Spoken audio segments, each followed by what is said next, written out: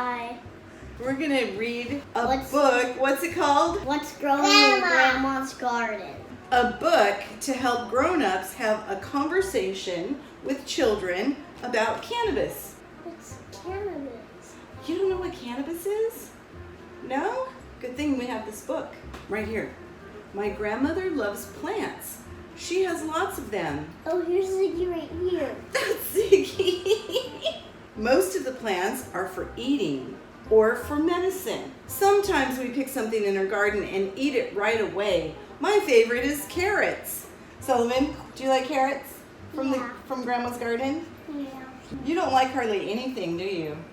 Do you want some mashed potatoes? Do you want steak? No. You want a hamburger? No. You want broccoli? No. Grandma has some plants that are extra special to her. She keeps them locked in her greenhouse. She says it's called cannabis. She uses it to make medicine and to relax. She says that I can look, but not touch. The cannabis leaves are so pretty. I want to have some. Grandma says they're just for grown-ups. Some things are just for grown-ups, right? Yeah, like cannabis. She said that my brain is still growing, just like the plants in the garden, and I need to feed it only things that will help it grow.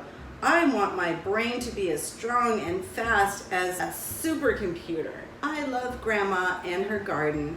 When I grow up, I'm gonna have a garden too. The end.